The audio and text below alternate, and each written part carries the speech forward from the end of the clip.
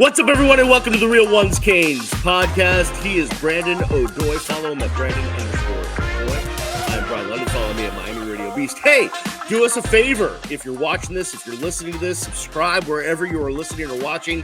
And if you want to sponsor the show, find me on all of the social medias at Miami Radio Beast. Reach out to me. We got great packages for you. Brandon, we got to start before we get to this game against Louisville. Obviously, Miami went undefeated against the bye week, so that was good, right? We won the bye week. We didn't get hurt during the bye week. All is well. But during the bye week, Brandon, we had the ever so popular players-only meeting, which is odd for a team that's 6-0. So what are your thoughts as the players kick the coaches out? It's not the first time this year, by the way. We have reported previously that this has happened with your unique reporting on this matter, but another players-only meeting during a bye week when the team is undefeated. Yeah, there's not a lot of news in this. I mean, everybody knows Miami is 2 calls away from going 4-2.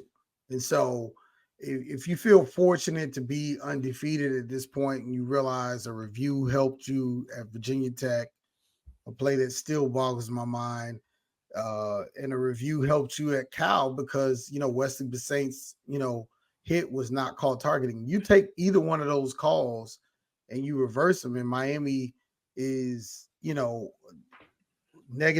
or if you take both of them, they're -2 in the loss column. So I think a players only meeting is not, it's just an indication of how high the expectations are. I talked about this earlier in the preseason, which is this is an all or nothing year. Everyone's all in. The boosters are all in. The collective people are all in. These senior transfer guys are all in. And these guys that have been Miami born and raised Hurricanes that have come and accepted scholarships to play for Miami are all in. And that's just sort of the leadership you just never had on this team. And that's the problem. That's been the issue. Like when it was time for other senior leaders and other guys to kind of step up and say, this is not the standard. We're not getting where we need to go. Iron is super hot. Let's strike now. You got a Louisville team that we thought was going to be much better than they are. SMU just came in and did whatever they wanted to do. Their quarterback is outstanding. And Miami's got to be fortunate they're not on the schedule because they're a good-looking team, particularly with the dynamic ability of that quarterback. But at the end of the day, hey, guys, come in. We are human. We're making a lot of mistakes, particularly on defense. These have to get cleaned up. Offense, offensive lines got to tighten up in some pass pros. Cam, if he has time, he's proven he's 40 points a game. He's good to go. Like defense, we got to rush the quarterback. We got to create turnovers. We're not doing that. We got to tackle. We got to get off the field on 4th down. These games are too close, against guys that aren't necessarily world beaters. Like we have got to play better football. Yeah, we're 6-0, we're undefeated, but we're not drinking our own bathwater here. We don't think that we're that great, and we can be great, but we've got to move forward toward doing that. So I think it's just a very realistic, kind of heady move by Restrepo and others, and that leadership council that Cristobal has talked about. And anybody having a problem with this doesn't get how organizations and teams work. It's just necessary. You got a bye week. Let's fix whatever's wrong because this next half of the season is going to be challenging. What you just said, 1,000% true. This next 6 games is, obviously it's going to decide the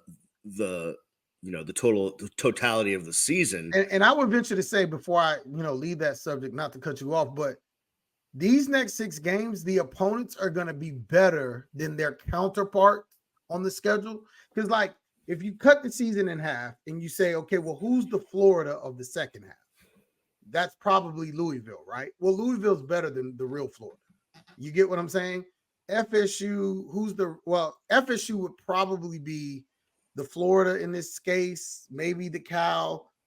At the end of the day, if you just made a marriage between the first half of the schedule and the second half, everybody on the second half of the schedule is better than the first half. But when I look at Louisville, when I look at Duke, when I look at Georgia Tech, when I look at Syracuse, I see and Florida State, kind of. I see 4 teams that are really talented, and on any given Saturday, if you don't bring it, if you're lollygagging, look at Virginia Tech. Yeah, Nobody expected that to be a game. I was with the coaches before the game. They were super loose.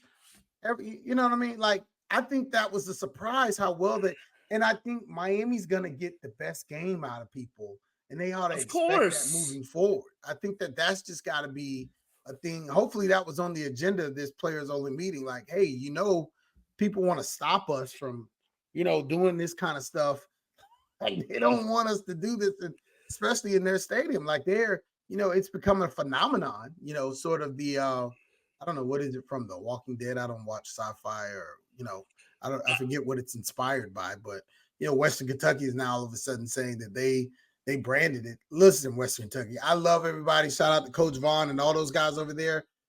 You did it, and we never heard of it until Cam Ward in Florida said, you know what? Quiet. We're seeing NFL players doing it now. It's going crazy. It's awesome. Yeah, no doubt. A couple of things before we break down and look at this game against Louisville. So a couple of surprising things were said. I obviously watch all the press conferences that happened during the week and all the player stuff. Zach Carpenter, we haven't really gotten to talk to him in a few weeks, the center. He's a quiet kid, man. He just does his business. His parents freaking love Mario Cristobal. They love Alex Maribal. His mom is I saw the tweets. She is so orange and green now. They should put her on the recruiting staff. But he came out and said, they asked him about the run game, right? Because we've been kind of teetering on what's the deal with this run game. And he's like, yo, we just have not been strong enough, tough enough. He's like, we're not getting it done on the offensive line. He's like, that's partially my fault. It's our fault. That's on us. And I love when guys are completely open and honest about that stuff. It shows their maturity. And I think that's what this team has, is it has self-awareness. It has self-awareness. It has maturity. It has all that stuff. I mean, Cam Ward this week, they asked him, hey, how would you define your play? He's basically leading the country in every category. And he said, mid. He said mid. I love that. Just talk about that. These kids understand that they have more to give and they can get to a different level. This team is way more talented than it's playing. I think the game that they put it kind of close to all together was Florida. I think, and everybody thought that was going to be every game, and they're talented enough to do everybody like that. Florida's obviously not as bad as we thought they were. They should have beat Tennessee on the road. They, played competitive games against Texas A&M. So it's that wasn't a terrible Florida team, and, now they'll get a chance to see their prodigy at quarterback. And they did the best against Miami with Lagway at the helm. Correct. Yeah, I think he's going to be good. And Miami had to sub back in some of their top guys, to keep that thing, right, looking good on the scoreboard. And I know that's always – because a lot of people, they're never going to watch the game. They're just going to put up a scoreboard and say, sure, okay, Miami beat Florida 40-something to 17. Okay, Miami's good. So at the end of the day, I think there's a lot of self-awareness in this program. I think you've got real leadership for a change, not assigned leaders or anointed leaders hey, you should be a leader.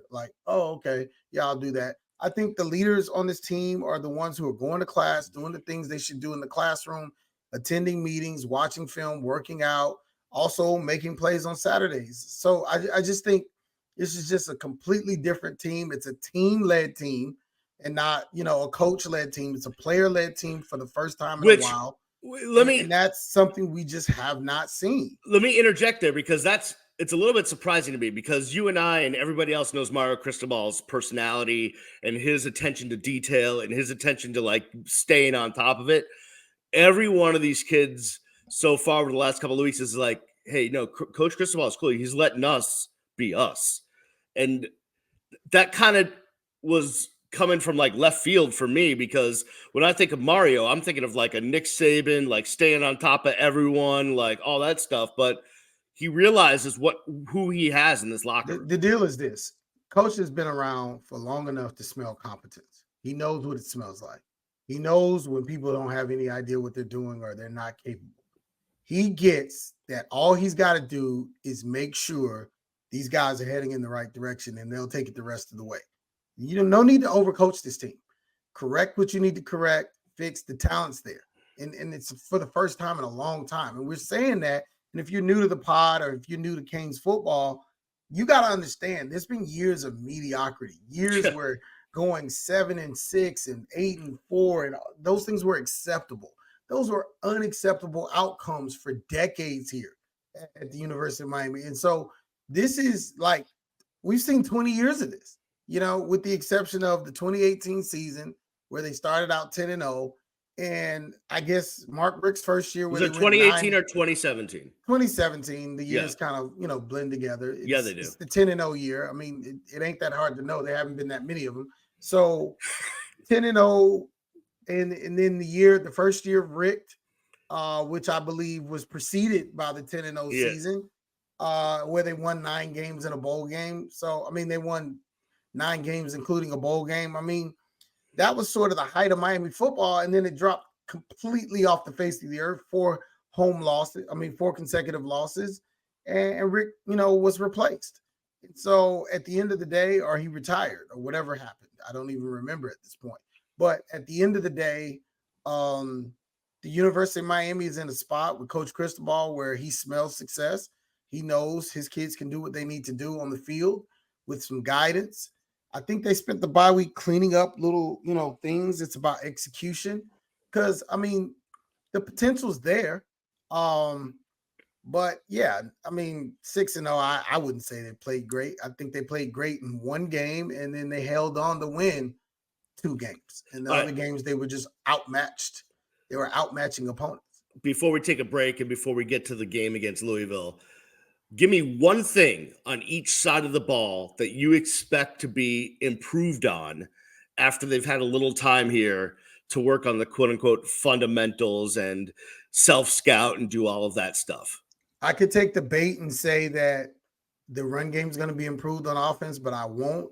I'm saying you're going to see more nuance out of the tight end position. More nuance, I think that there's some potential there, and the inefficiency sometimes of the run game can be counteracted with the short pass game, and the tight ends are the easiest way to do that.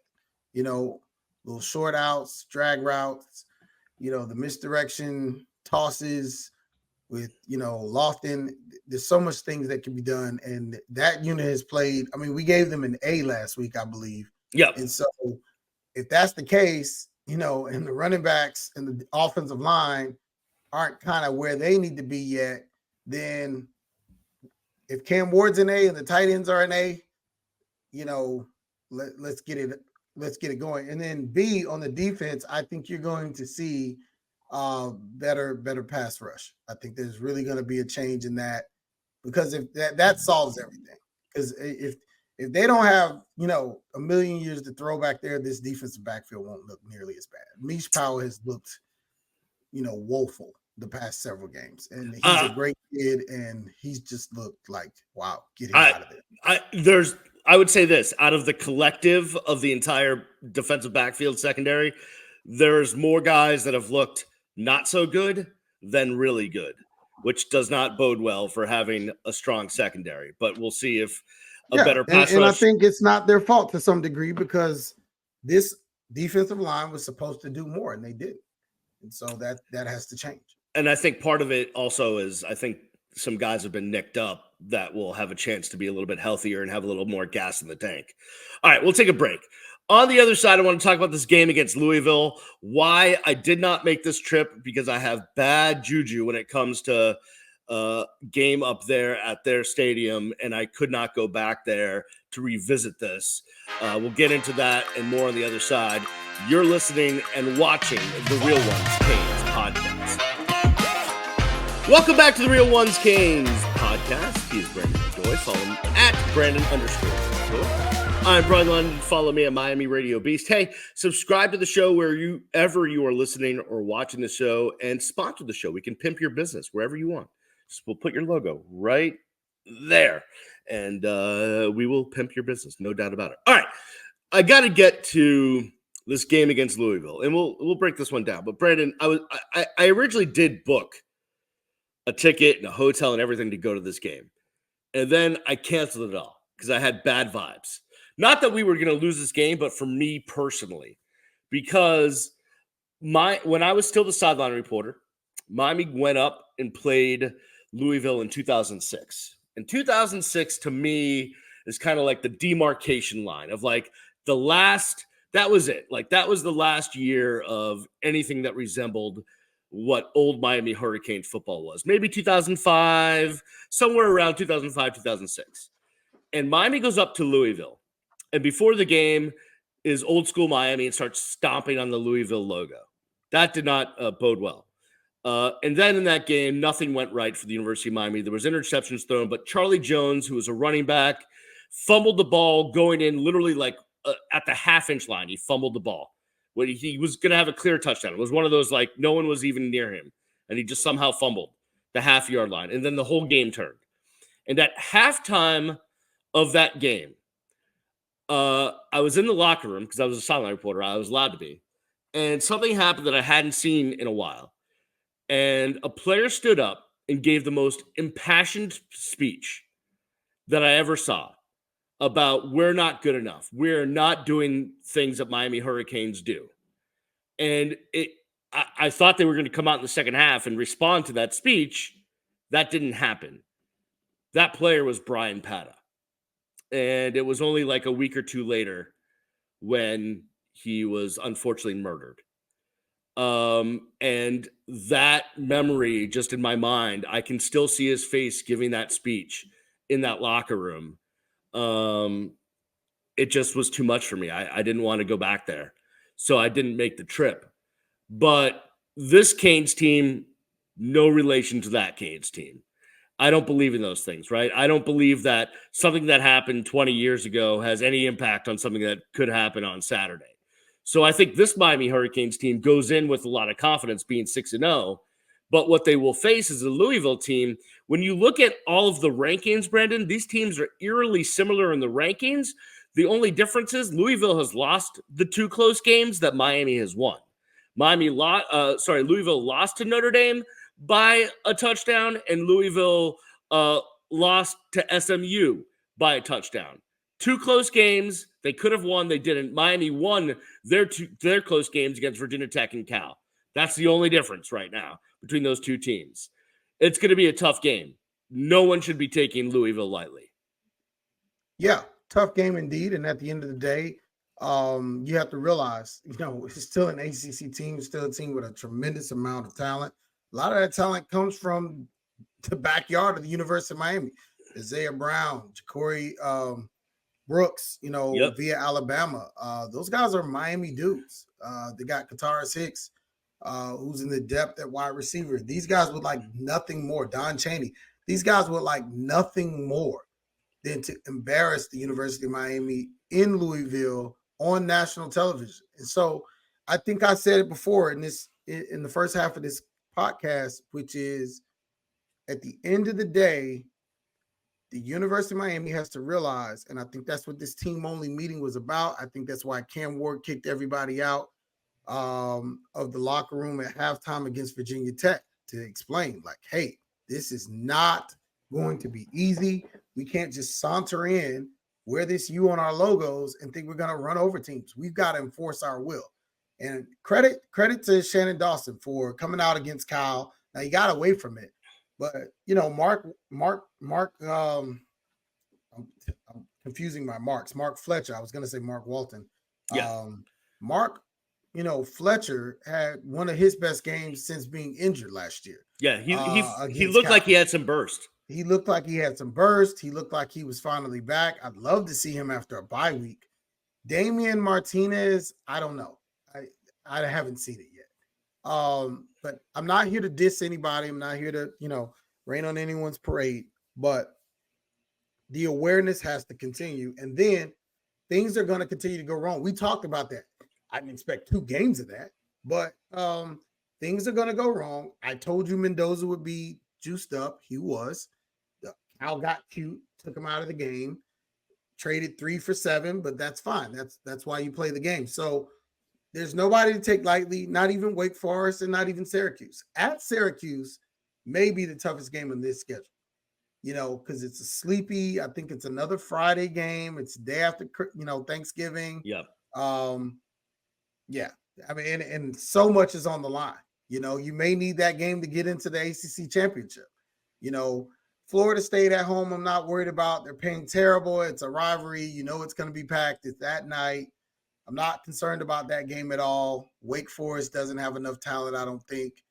NC State on the road is tricky. I've always said that. And Louisville on the road is tricky. So NC State just doesn't have, the juice now with the injury bugs they've had. But CJ Bailey's done really good. Another guy that was jilted by Miami, another quarterback they probably should have taken. And there will be, some retribution, being sought. I just don't know if he has the dudes to beat Miami, and we'll find that out in a few weeks. But this is about Louisville. This is about a team that's been sort of underperforming, but the Browns are going to have that offense running.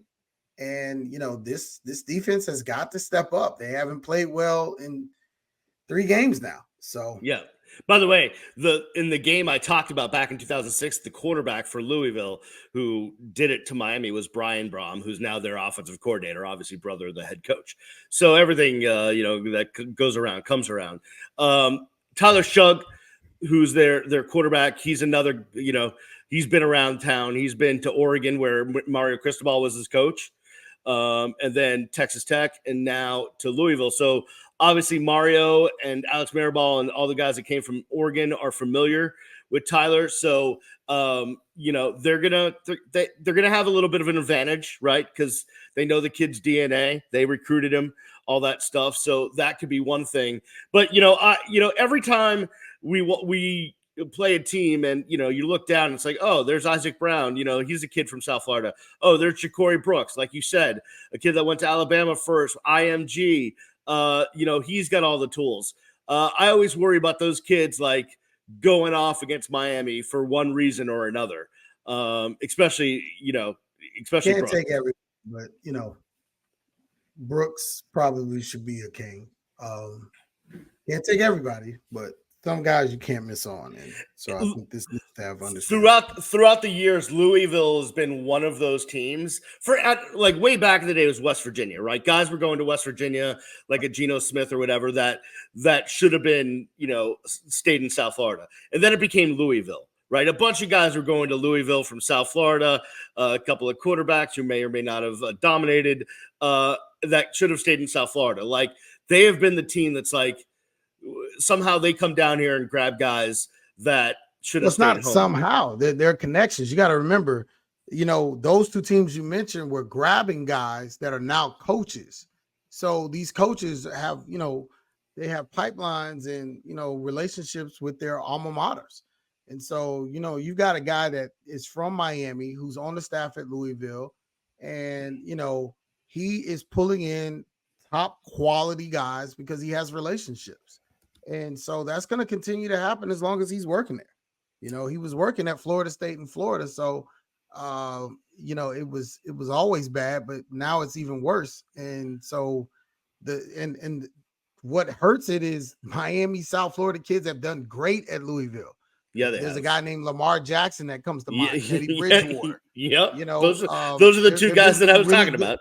There have been some really good players there, and those are just the brand names. There are the other guys that are lesser known guys. Corvin Lamb, who went up there and had great success out of Miami Northwestern, and it's just, you name it, man. It's just, that's been a good spot for South Florida kids.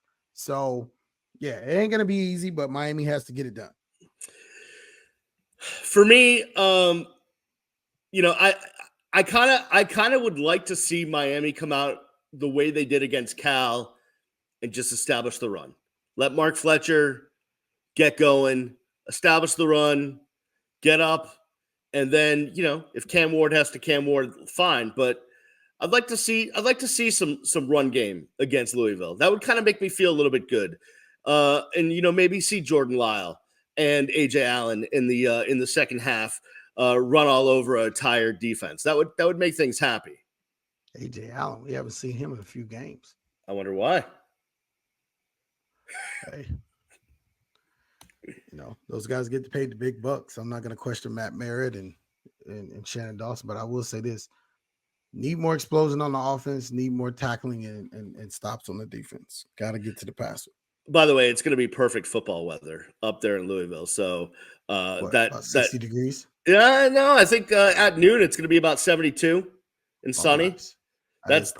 That is perfect day weather. All right, so we are about to start the second half of the season. It starts with Louisville, and then we got the Cafecito Bowl coming up with Duke, and we got a trip to Atlanta and all the other stuff. We're it's coming down to the nitty gritty here. And then I already started. Manny's coming to town. I may or may not have. Manny's coming to the town. I may or may not have. So ready to get his retribution. You better watch out. You better not take him serious. Well, at this point, you better take everyone serious, town. right? If you want to accomplish what you want to accomplish, it's time to take everyone seriously. Let me ask you a question. Does this feel 6-0? Does this feel 12-0 to you? I mean, I've never been through one. Does this feel like it? You've been through some perfects. Well, yeah, I have been. The problem is that my mindset is different than it was back then, because back then it was like that was the norm. Right. That was like the standard. So it was like, yeah, okay, this feels like last season. Yeah, we're going to roll it up. A matter of fact, this is a funny story. I remember sitting on the sideline of the Fiesta Bowl, right? Talking to Doug Walker, who was the head of PR at the time. And now he's actually one of the senior associate athletic directors at Florida State. And I was talking to Doug Walker, and we were going through like the future schedules, trying to figure out when Miami would lose their first game. Like, we had them going like undefeated for like 3 or 4 years straight. Of course, they lost in that Fiesta Bowl, but like that was like what we were doing. So I can't even compare it. What I will say this though is the parity is such with NIL and the portal that it's hard to start thinking about 12-0, because somewhere, somehow, someone's going to pop up that could ruin your day very easily. Well, it's almost happened twice, so it's not a surprise. I just think. Yeah. I will say this. I have not seen. You got to lose the right game, and I don't think that there are any right games on the schedule anymore. I think Louisville not being what we thought they were going to be. Like, I was hoping this was going to be 2 undefeated. You could lose this game. Because, see, I don't know if Clemson's going to lose any games. And if SMU stays at 5-1, it's going to come down to, because see, now you can't lose this game because SMU will have the. Yeah, correct. Yeah, they'll have the. There's no margin for error. So you can't lose this game. You can't lose at NC State. They're not good. Maybe Syracuse continues. I mean, it just there is not really a spot to drop. And that's the problem. I mean, but there is a possibility. Is almost required at this point. There is a possibility that they could lose one game and still make it into the playoff. But they can't lose to Louisville. We know that. No. Louisville has been crossed off the you can lose to us list. I would have to agree with that. I would totally have to agree with that. Unless you see them losing another game, that head to head is going to keep Miami out of the ACC championship. The one thing I will say is this. I have not seen a quarterback like Cam Ward in decades play for this Miami Hurricanes team. He's different. We need to talk about that more. I think he's still in the Heisman. There's all this talk about, the Genty kid from Boise State. I stayed up to watch him against Hawaii. He's really good, but also how good is Hawaii's defense? Oh, yeah. Hawaii's defense is terrible. Yeah, I mean, my son's in love with my son's the Rainbows. Yeah, I mean the Warriors. They changed their name. Oh, sorry. No worries. For real, they're not the Rainbows anymore. No, they're the Warriors. They changed their name like 10 years ago to the Warriors. They're just the Warriors. You were going to say like 20 years ago. Like, my kid wants. Because I've watched so many Hawaii games in my life. Yeah, true. Actually, the kid who's a starter, Braden Shager, he attended a hotbed camp back in the 2016. Just so you know where my household is at. My kid wants a Boise State jersey now because of that dude. So there you go. That's what's happening in the London household. Yeah, next week we're gonna have to talk about Cam Ward a little bit more because he deserves it if he plays well in this game. Yeah, no doubt about it.